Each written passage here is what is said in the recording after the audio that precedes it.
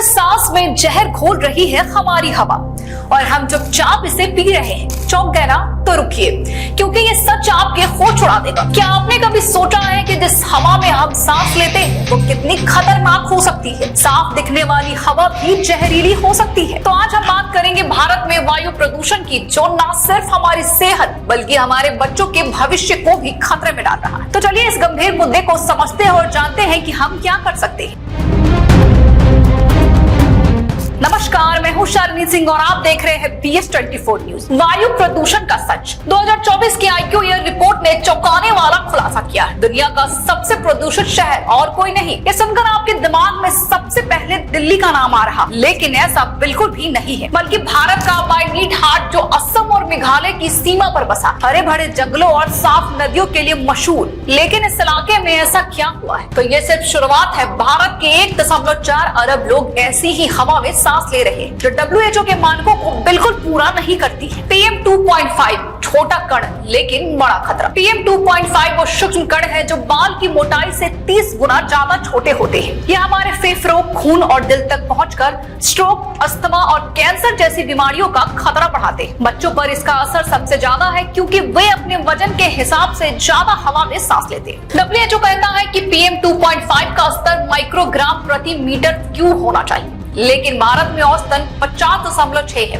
दिल्ली में तो 108 तक पहुंच जाता है। क्या हम गलत मानकों में जी रहे हैं? भारत में AQI 150 से 200 को मॉडरेट और पीला रंग दिया जाता है, लेकिन WHO और यूरोप के मानकों में ये बेहद खराब और गहरा लाल रंग है। अगर PM 2.5 75 है तो भारत में इसे मॉडरेट कहते हैं, लेकिन यूरोप में ये खतरनाक है। 2024 में दिल्ली में एक भी दिन ऐसा नहीं होगा कि गुड एयर क्वालिटी यानी कि AQI ग्रेटर देन 50 नहीं था। प्रदूषण के 5 मुख्य कारण और समाधान। वाहन। दिल्ली में 47% PM 2.5 वाहनों से आता है। समाधान: मेट्रो, बस और ट्रेन जैसी सार्वजनिक परिवहन को बढ़ावा दे। पुरानी वाहनें यानी कि 15 साल से ज्यादा पर सख्ती बरके। धूल। सड़कों की धूल दिल्ली में 26% प्रदूषण का कारण है। समाधान: पक्की सड़कें, फुटपाथ और वैक्यूम स्पीकर्स का इस्तेमाल करना। निर्माण कार्य। 8 से 9% PM 2.5 निर्माण से आता है। समाधान: निर्माण स्थलों पर धूल रोकने वाली दीवारें और ट्रक को ढकने के लिए नियम लागू करें। पराली जलाना। अक्टूबर दिसंबर में 10.6% प्रदूषण इससे भी होता। समाधान: किसानों को हैप्पी सीडर जैसी मशीनें मुफ्त या कम कीमत पर दे। मिलेट्स जैसे कम पानी वाले फसलों को बढ़ावा दे। उद्योग। दिल्ली में 15 से 18% प्रदूषण उद्योगों से आता है। समाधान: सख्त उत्सर्जन नियम और सौर ऊर्जा जैसे स्वच्छ विकल्प अपनाएं। सरकार का रवैया। 2019 में शुरू हुआ नेशनल क्लीन एयर प्रोग्राम 131 शहरों में प्रदूषण कम करने का लक्ष्य रखता था, लेकिन 5 साल में सिर्फ 64% फंड खर्च हुआ। 67% धूल नियंत्रण जैसे अस्थायी उद्योगों पर पड़ गया। केवल 31% सड़कों में प्रदूषण कम हुआ, जबकि 29 शहर में ये बढ़ गया। प्रदूषण का आर्थिक नुकसान। विश्व बैंक के मुताबिक वायु प्रदूषण से भारत को हर साल 36.8 बिलियन डॉलर यानी कि GDP का 1.36% का नुकसान होता है। 2019 तक अगर प्रदूषण ना होता तो हमारी अर्थव्यवस्था 95 बिलियन डॉलर तक बढ़ गई।